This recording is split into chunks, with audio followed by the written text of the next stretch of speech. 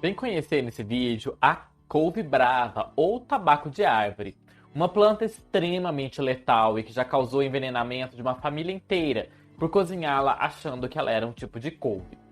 Essa planta é a causa de diversos envenenamentos fatais, como aconteceu nessa família. Ela é também uma planta com flores bonitas e folhas bastante brilhantes. Vem conhecer essa planta comum e bastante perigosa nesse vídeo de hoje. Eu sou o Jordan, biólogo e mestre em ecologia de biomas tropicais. Sejam muito bem-vindos ao canal Eterna Busca.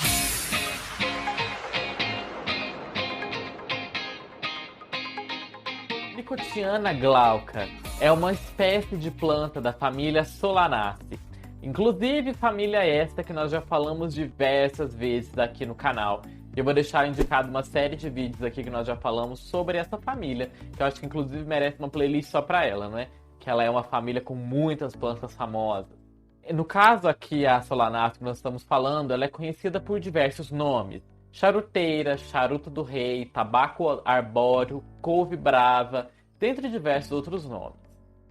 Ela possui folhas de um tom azulado acinzentado, com flores amarelas, e devido aos seus cachos de flores bastante abundantes, ela também é bastante utilizada no paisagismo. Nicotiana glauca, ela é nativa da América do Sul. Ela foi amplamente introduzida e naturalizada nos climas quentes e secos, e tornou-se uma planta invasora em regiões do Arizona, na Califórnia, Texas, México, nas Ilhas Havaianas, na região do Mediterrâneo e também na Austrália. Nesse mapa mundi, vocês conseguem ver em verde as áreas na qual essa planta é nativa e em roxo as áreas onde ela foi introduzida, e é bastante extensa ao longo do mundo, né? Ela é uma planta arbustiva de rápido crescimento, porque ela tem esse caule mais lenhoso que pode chegar de 3 a 6 metros de altura.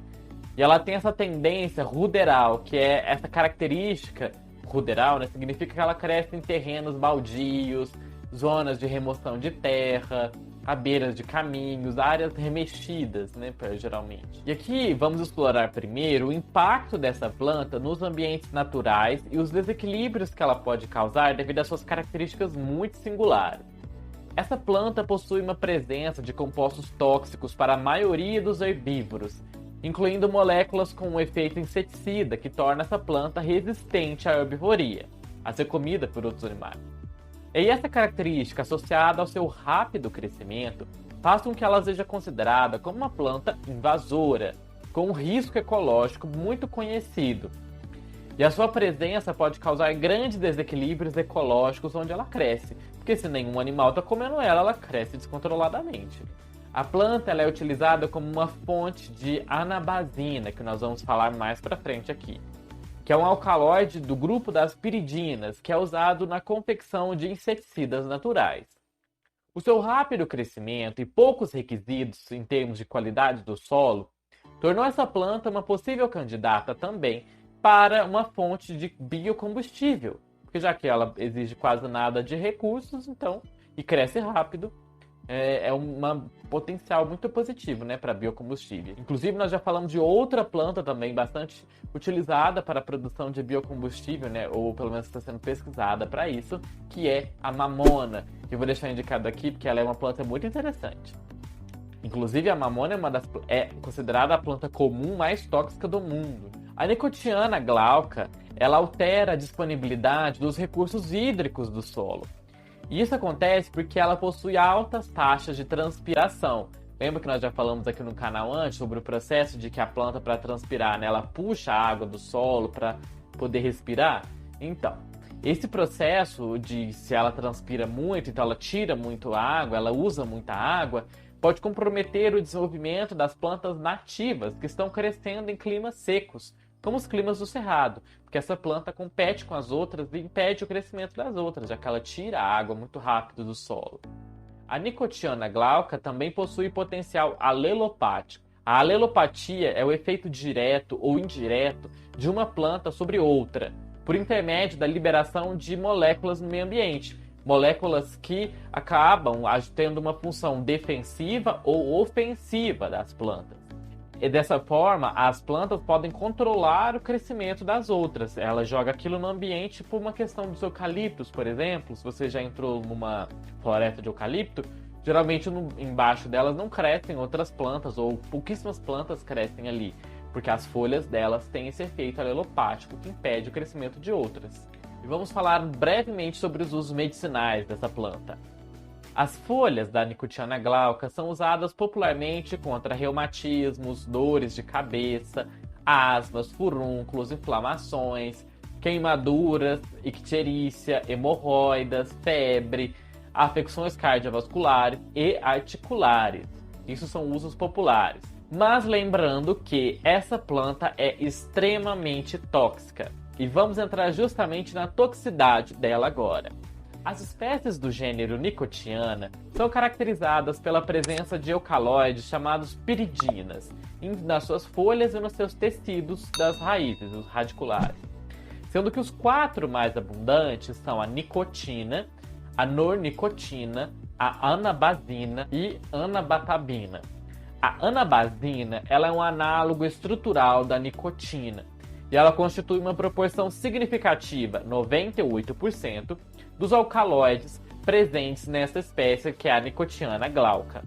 A presença da anabasina varia entre as várias partes da planta, sendo que ela está mais alta presente nas folhas e na casca.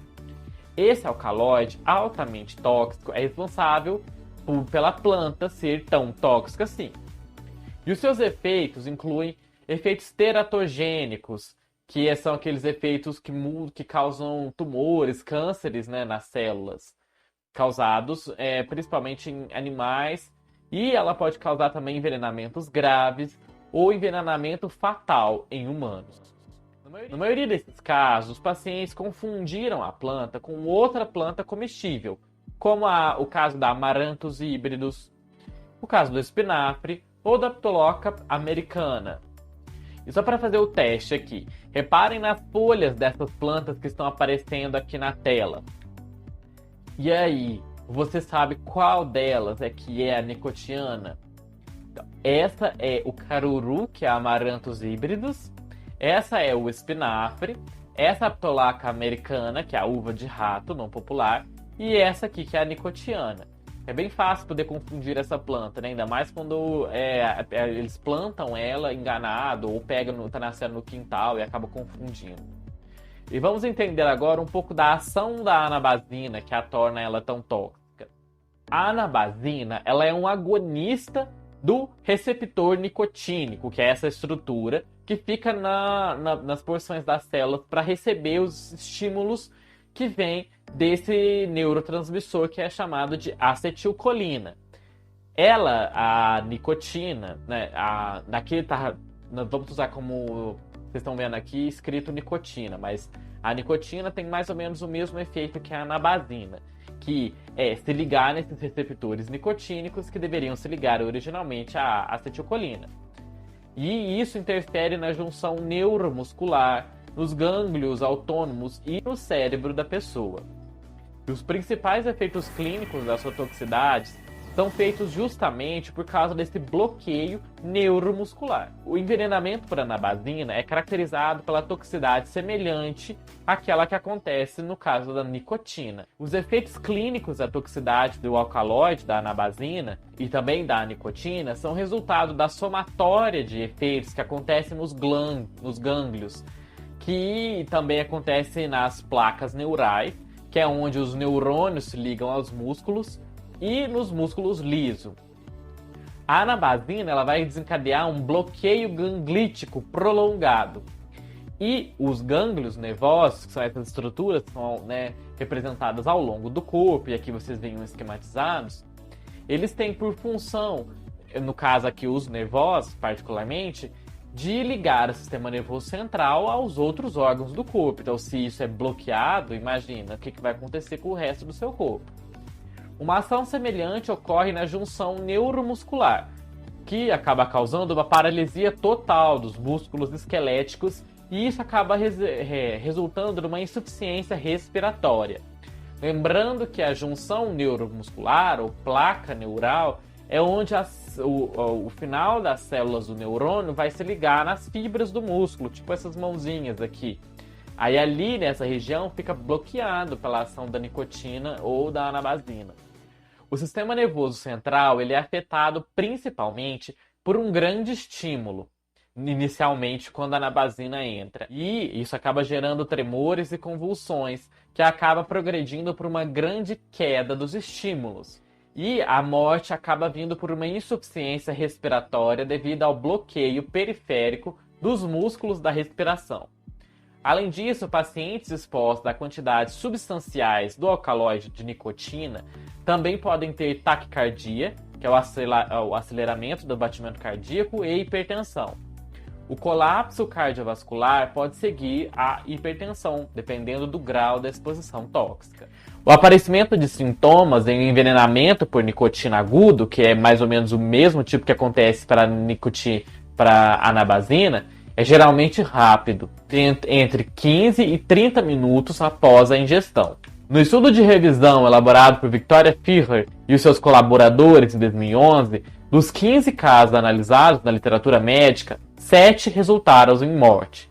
Os casos descritos demonstram uma variabilidade da apresentação clínica dos sintomas, desde leves até desfechos fatais, provavelmente devido a uma diferença na quantidade ingerida da planta. E agora vamos entrar um pouco nos relatos de caso envolvendo essa planta. E eu queria ressaltar que esse vídeo, ele veio a ideia desse vídeo, né, veio da Fernanda Pellegrinelli, que comentou lá no Twitter, quando eu postei uma thread lá sobre, acho que foi da maçã, da semente da maçã, pediu para falar sobre a couve do mato, né? Que ela disse que ela atendeu há alguns meses 2 irmãs que tinham ingerido a planta e chegaram no pronto-socorro com paralisia dos membros inferiores. E aí, estou aqui produzindo esse vídeo para vocês. Então, se você também não me segue lá no Twitter, que eu posto sempre as threads lá bem interessantes, você também pode sugerir temas por lá, para além aqui dos comentários. E o primeiro caso é o caso de uma turista francesa de 73 anos de idade, nascida na Argélia, que não tinha nenhum qualquer histórico médico muito notável anteriormente. E ela foi visitar a família da sua filha em Jerusalém, Israel. A família morava em um novo bairro que tinha bastante destroços de um prédio ao redor da casa. E ao chegar, a senhora encontrou arbustos verdes com folhas da nicotina glauca, que estava bastante comum pelo bairro, e ela achou que aquilo era espinafre. Então ela recolheu as folhas, cozinhou um prato de acordo com o que ela lembrava como era a receita da sua infância. E aproximadamente 30 minutos após a refeição, ela reclamou de estar doente e disse à família que poderia estar com intoxicação alimentar. Ela vomitou várias vezes e então ela foi descansar. Ela apresentou vômitos recorrentes 90 minutos depois, seguidos de perda de consciência. Em poucos minutos, um médico vizinho iniciou a ressuscitação cardiopulmonar. E ele relatou que no exame a paciente estava inconsciente, ofegante, o pulso central tinha apenas 30 batimentos por minuto e ela tinha pupilas dilatadas. Uma equipe de paramédicos chegou em 5 minutos depois e informou que a paciente não estava respirando e nenhum pulso foi palpatado. O monitor cardíaco mostrou atividade elétrica sem pulso e ela acabou não resistindo e faleceu. Aqui no Brasil também aconteceu um caso de envenenamento mais ou menos assim. Uma família inteira foi intoxicada depois de comer a couve brava na cidade mineira aqui de Santa Luzia. Eles acharam que a planta se tratava de um tipo de couve, então 5 pessoas acabaram passando mal e uma delas morreu. Espero que vocês tenham gostado de conhecer um pouco mais sobre essa planta, que ela é relativamente bastante comum, eu vi bastante fotos dela em muitos locais, e acontecem muitos casos de envenenamento com essa planta, porque ela é muito parecida com outras. Então já espalhe esse vídeo aqui no grupo da família, nas pessoas que costumam gostar de comer as plantas que crescem assim no quintal e tudo mais, para já garantir que elas já fiquem sobreavisadas sobre a periculosidade dessa planta. Inclusive, eu vi algumas vezes que algumas pessoas fazem algumas bebidas com essa planta, especialmente para alguns tipos de bebidas medicinais, mas, como nós sempre falamos aqui, a diferença entre o veneno e o remédio é a dose. Então, ainda mais com uma planta tão perigosa assim, é bastante difícil que você beba algo feito com essa planta, né? É bastante arriscado. Então compartilhe esse vídeo com mais pessoas para que elas possam saber. E eu espero vocês no nosso próximo vídeo. Eu vou deixar indicado aqui pra vocês essa outra planta também bastante comum, que está sempre em qualquer tipo de terreno baldio, que é a mamona. Vejo vocês no nosso próximo vídeo, então. Até mais!